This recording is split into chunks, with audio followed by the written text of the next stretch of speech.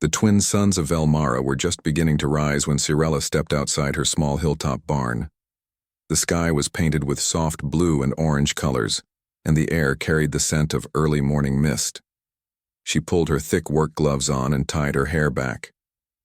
Today was like every other day, hard, quiet, and lonely.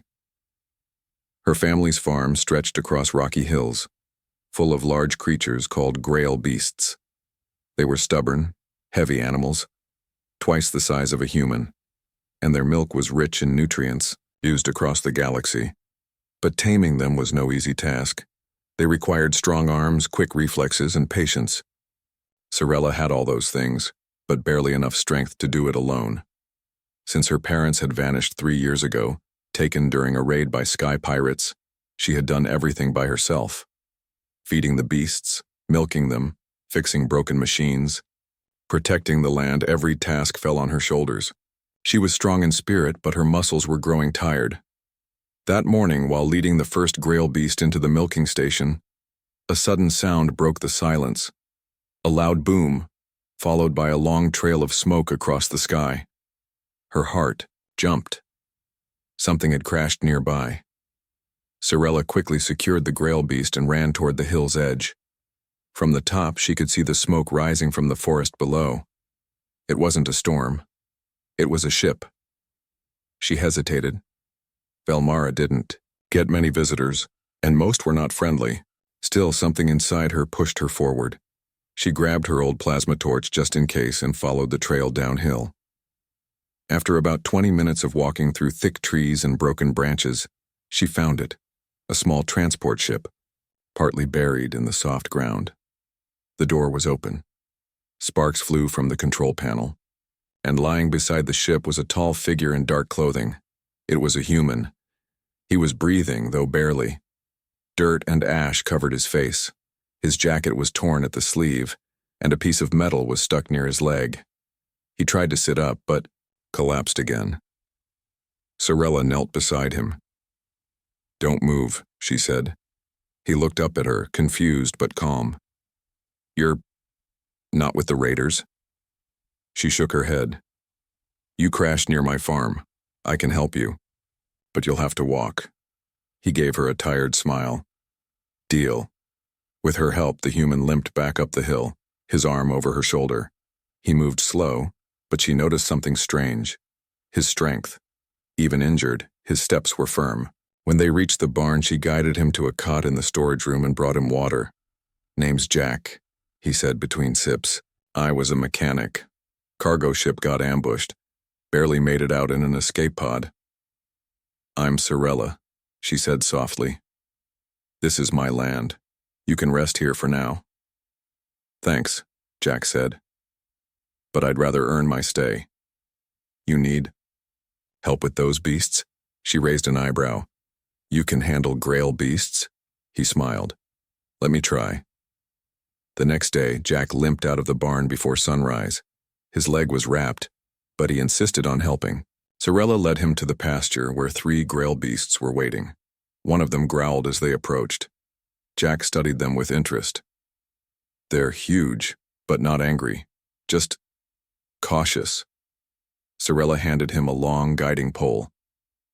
"This one's called Brick. He doesn't like strangers." Jack nodded and slowly approached. Instead of shouting or rushing, he spoke calmly to the creature. "Hey there, big guy. I'm not here to hurt you, just trying to help." To Cirella's surprise, Brick didn't resist. The beast let Jack touch its neck and guide it to the milking station. It was the first time anyone but her had done that. "How did you do that?" she asked, shocked. Jack shrugged. "Worked with big animals back on Earth. Strength matters, but trust matters more." That afternoon, Jack helped clean the feeding troughs and lift heavy crates of tools without even wincing. His movements were strong but careful.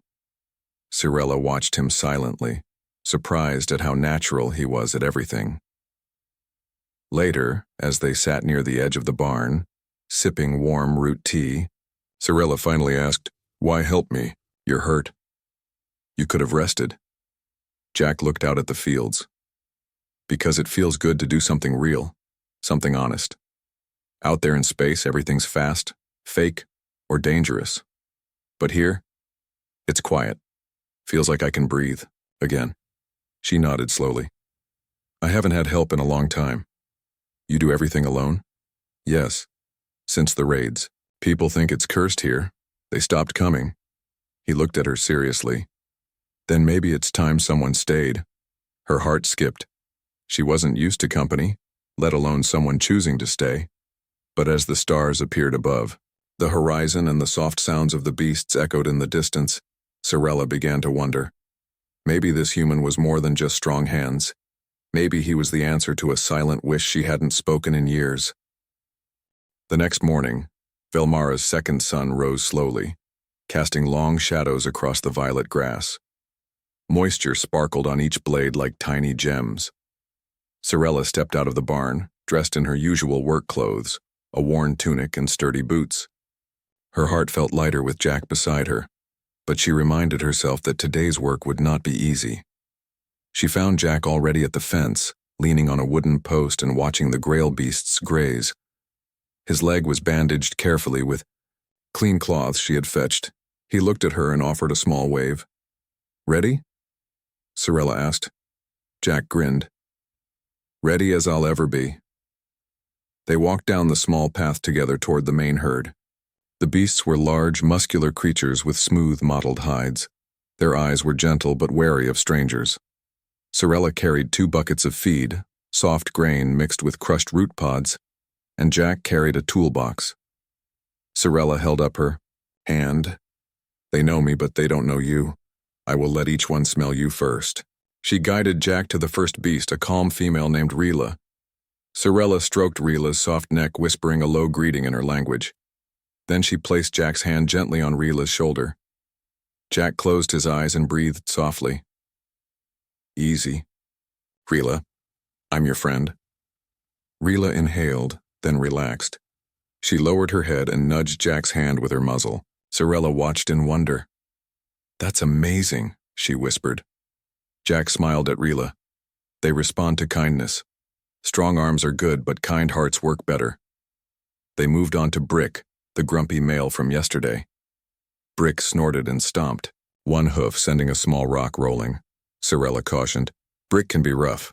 Stand behind me. Jack nodded and followed. Sorella spoke softly to Brick, then turned to Jack. He offered his palm again. Brick sniffed and huffed, but did not shove. Jack tapped the beast's side gently. Brick's muscles rippled under his hand, a sign of acceptance. Sorella's eyes widened. I have never seen him allow more than one touch. Jack gave Brick a friendly look. He trusts you. He trusts anyone you bring. Grateful, Sorella led them to the milking station. The ancient metal frame was rusty, and the tubes creaked when pulled. She unlocked the latch and guided Rila into the stall. Rila did not resist. Jack lifted one of the heavy panels and set it aside. Sorella handed him a soft rubber cup and showed how to attach it to Rila's teat. Jack placed the cup carefully and stood back. Sorella worked alongside him, her movements expert and fluid. Soon milk flowed into the cup. It was pale green, thick and warm. Jack held the cup steady. Within minutes they filled both buckets. Sorella glanced at Jack and smiled. She could not remember the last time milking felt easy. After milking, they moved the buckets to the cleaning area. Jack fetched fresh water while Sorella scrubbed the cups and tubes. He worked fast, rinsing each part and tightening loose fittings. Sorella noted how his hands moved with purpose. When they finished, Jack set down the last clean piece and wiped his brow. That was actually fun, he said. Sorella laughed softly. Not many people say that about this job. Jack shrugged. It's honest work. I like honest work. By midday, the sun was high and the heat pressed on them. Sorella led Jack to the shade of a tall rock. She carried 2 bowls of cooled grain porridge. They sat together on a carved stone bench, eating quietly. Jack ate slowly, savoring each bite. Sorella watched him. I did not expect you to actually work hard, she admitted. He chuckled. I like to help, and I like to learn new things. Sorella considered this. She took a spoonful. I will teach you everything I know, but you must promise me one thing. Jack looked up. What is that? That you never leave until the farm is safe, she said, half joking, half serious. He paused, then smiled and nodded. You have my word. After lunch, Sorella showed Jack the machine shed. It held broken pumps, old welders, and a tangle of wires. The main milk pump had jammed weeks ago. She had not dared open it for fear of breaking it more. Sorella pointed at the pump. This has been dead since the pirates left. Too old for spare parts. Jack knelt and studied the pump's gears and valves. He pulled out a small spanner. Let me see. Sorella stepped back as Jack worked. He removed a cover, revealing bent blades and a torn seal. He cleaned the blades, straightened them with gentle taps, and fashioned a new seal from spare rubber tubing. He reassembled the pump, tightened each bolt, and gave it a test spin. The pump whined to life, drawing fresh milk through the pipes. Sorella gasped. You fixed it, Jack grinned. A little old-school human engineering. She pressed her hand to her chest. You saved me hours of hard work. Jack shrugged. Happy to help. Over the next hours, they repaired fences, cleared broken boards, and even built a simple harness for the smaller beasts. Jack's strength was clear. He lifted heavy stones, pushed stuck gates, and carried parts effortlessly. But his care impressed Sorella more. He always checked that boards were secure, that no nail was left loose, that no small creature was harmed in their work. As dusk approached, the two stood on a small hill overlooking the farm. The grail beasts grazed peacefully in the last light. The repaired pump hummed softly, and the new harnesses lay neatly by the barn. Sorella sighed, content. I do not know how to say thank you. Jack looked at her. His eyes reflected the twin sun's last glow. You already did, he replied. You let me stay. She studied his face. I am not used to letting people in. He smiled kindly. Neither am I, but right now I think we are both lucky. They walked back to the barn in silence, the stars appearing overhead one by one. Sorella felt warmth in her chest she had not felt in years. It was more than relief or gratitude. It felt like hope. Inside the barn, Jack cleaned his tools while Sorella prepared a simple dinner of roasted tubers and fresh milk. They ate under a single lamp, sharing stories of home, hers a small village lost to time, his a distant planet ravaged by war. By the time they finished, the barn was quiet except for the gentle breathing of the beasts in the next stall. Sorella paused by Jack's side. Will you stay another day? She asked softly. Jack looked at her, eyes thoughtful. If you need me. She smiled and turned back to her chores. For the first time in a long while, Sorella did not feel alone. She had found help, friendship, and perhaps something more. And as long as they worked side by side, the lonely farm under two suns felt a little less vast and a great deal more alive. The days passed quietly, filled with hard work and laughter. Jack became part of the farm. He learned how to read Sorella's silent signals when handling the beasts. She no longer had to explain things twice. They moved like a team, feeding, cleaning, and fixing everything that had once been broken or ignored. The grail beasts grew calmer around him, and even the tools seemed to work better in his hands. Sorella found herself smiling more. She had gotten used to the silence, but now, she enjoyed hearing Jack talk about his travels through space. His stories were full of strange planets, floating cities, and wild creatures. She listened while working, often laughing at his jokes or wide-eyed at his courage. But one night, everything changed. It was a clear, peaceful evening. The stars were bright, and the moons hung low in the sky. Sorella and Jack were preparing dinner inside the barn. The smell of roasted tubers and spiced root soup filled the air. Suddenly, the security alarm let out a sharp click and stopped. Sorella froze. That's not right. Jack stood up.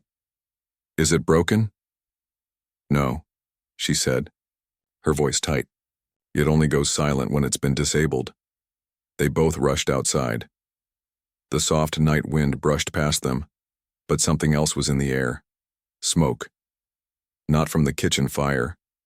Then they saw it. A dark shape moving near the fence line. Then another. Flashlights, metallic clinks, low voices. Cirella's heart sank. Raiders, she whispered. They've returned. Jack narrowed his eyes. How many? I don't know, but they know this land. They've been here before. Jack grabbed his toolkit and ran to the barn. We're not going to let them take this place. Cirella followed him. We don't have weapons. Jack set the tools down. No weapons. But we have machines, pressure gates, old wiring, enough to make trouble. They split up to prepare. Jack rewired the outer fence and placed sharp metal scraps in the ground near the path. He took one of the milking machine's spare pumps and filled it with thick oil, then hooked it to a pressure valve. Cirella blocked the barn doors with feed bins and locked the gates leading to the animal pens. She took the old light drones, ones her father had used to watch the night herd, and reprogrammed them to flash randomly and move around the farm. Jack climbed to the roof and installed a reflector dish from his escape pod. It wasn't much, but when aimed right, it could send out a blinding pulse of light, enough to scare or delay someone. As the raiders approached, the traps were ready. The first raider stepped into the field near the pasture. A flash of red light hit his eyes, and he stumbled back. Another stepped on sharp scraps and cried out. Confusion spread among them. They expected an easy attack, an empty farm, quiet and weak. But what they found was something different. Jack activated the pressure pump. Hot oil sprayed at their boots, making them slip. He hit the light pulse, and the area lit up like daytime. Raiders covered their eyes and cursed. Cirella stood on the barn roof with the drone remote. The drones zipped back and forth, blinking and buzzing. The raiders began shouting, unsure where to go. Then Jack stepped into view, holding a long steel rod. He wasn't a soldier, but he stood tall. You picked the wrong farm, he shouted. A few raiders tried to rush him. He dodged one and swung the rod hard, hitting another in the shoulder. Cirella sent a drone to blind a third one. More raiders backed off, confused and scared. They didn't expect resistance, they didn't expect traps, and they certainly didn't expect a human to be defending a lonely alien farm. One of them shouted, "It's not worth it, let's go." They retreated fast, disappearing into the trees. Within minutes, the field was empty again. Cirella ran. To Jack, her chest rising and falling with quick breaths. "You're bleeding," she said, seeing a cut on his arm. Jack looked down. Just a scratch. She took his hand. "Come inside. Let me clean it." Inside the barn, she patched the wound with soft cloth and healing cream. He winced once, but didn't complain. They sat in silence for a moment. The danger now passed. Cirella finally spoke. "You didn't have to fight them." Jack looked at her. "Yes, I did." "Why?" she asked. "Because this place matters," he replied. "You matter." She looked at him for a long moment. No one had said that to her in years, maybe ever. Cirella lowered her gaze. "I've lived with fear for so long, I thought being alone was safer." Jack smiled gently. "It's easier to be alone, but it's harder to live." Her eyes met his again. "Thank you." He gave a small nod. "Anytime." The next morning, the farm was quiet again. The traps were taken down. The beasts were calm. The air felt fresh, like something dark had passed. Cirella stood beside Jack near the fence, looking at the rising suns. The light warmed their faces. "I never told you this," she said, "but when I saw your ship crash, I thought you'd be trouble." Jack chuckled. "You weren't wrong," she smiled. "But you were also exactly what I needed." He looked at her, his voice soft. "Then I'm glad I crashed here." They stood together, the wind moving gently around them. The farm was still, rough, still full of work. But now it was also full of something else: strength, safety, and a growing bond between two very different souls who chose to stand side by side. After the raiders left, the farm began to change in small ways. Cirella noticed it first. The sounds were different. The grail beasts were calmer. The air felt lighter, as if the land itself had breathed a sigh of relief. Jack had become more than a helper. He was a part of the farm and, more quietly, a part of Cirella's life. One morning, as the pale sunlight spilled over the hills, Cirella led Jack to the edge of the pasture. They stood side by side, watching the grail beasts move slowly among the wild grass. "Do you ever miss your home?" she asked quietly. Jack looked at her, his eyes thoughtful. "Sometimes. But this place, it's starting to feel like home, too." Cirella smiled. "My parents told me stories of the farm's past, how it was once a center for the whole valley, full of families and laughter." Jack nodded. "Maybe it can be like that again." Cirella's smile faded a little. "People stopped coming. They said the raiders would never leave us in peace." Jack looked at her steadily. "Then we showed them they were wrong." The days grew warmer. Jack worked alongside Cirella every morning and evening. His strength helped with the heavy lifting, but his ideas helped even more.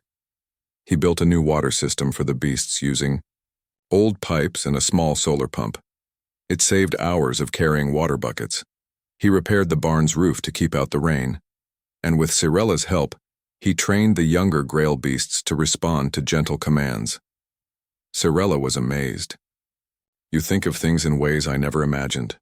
Jack laughed. "I guess human inventions can help alien farms too." One afternoon, while fixing a broken fence post, Jack asked, "Cirella, why did you never ask for help before?" She paused and looked around at the hills.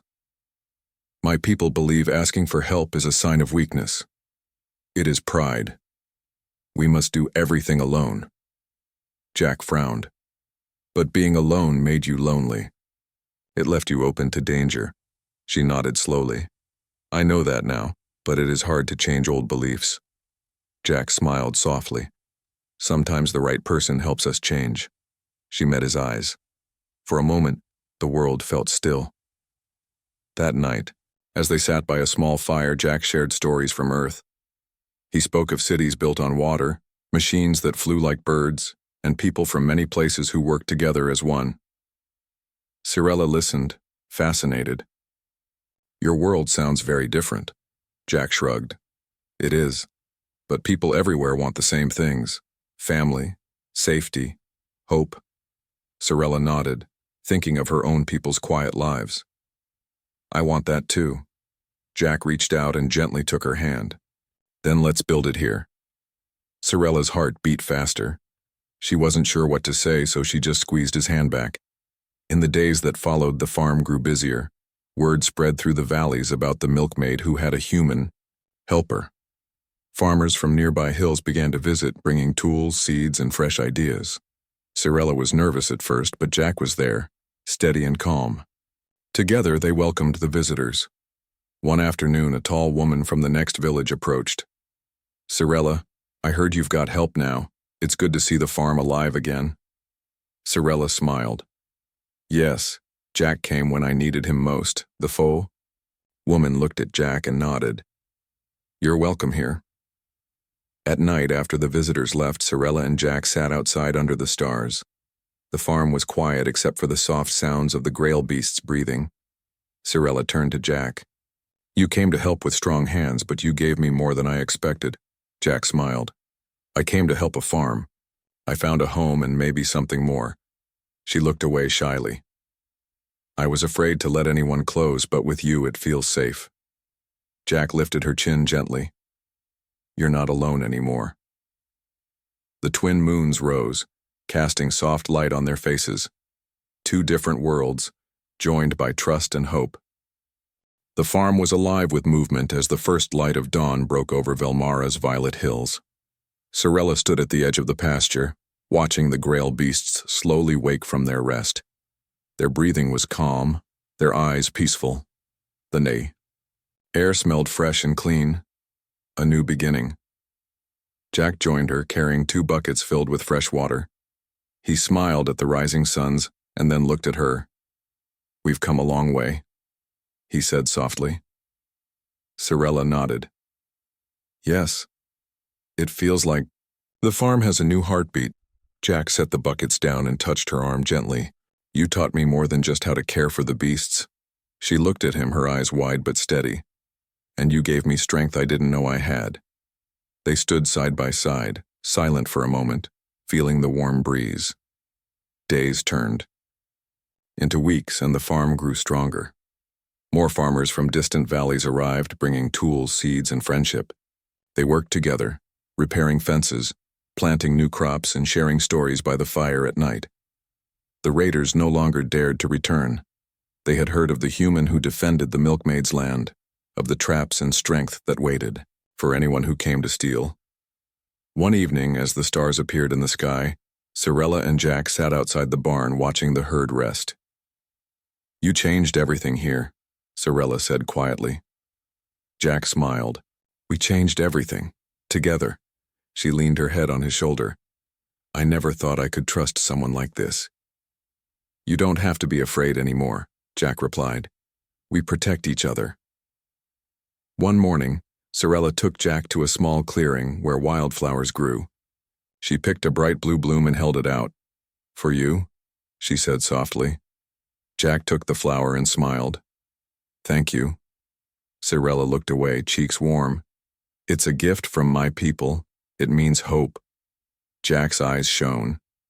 Then, I will keep it always. They stood close, the wind carrying the scent of flowers and fresh grass. In that quiet moment, words were not needed. As the seasons changed, the farm blossomed. The grail beasts grew healthy and strong. The land, once lonely and quiet, hummed with life and laughter. Cirella and Jack worked side by side, partners in every way. The villagers welcomed them both, and their story spread as a beacon of hope across Velmara. One evening, under the light of the twin moons, Cirella took Jack's hand. Will you stay with me? She asked. Jack looked deeply into her eyes. There's nowhere else I want to be. She smiled, her heart full. Together they looked to the future, a future built on trust, strength, and love.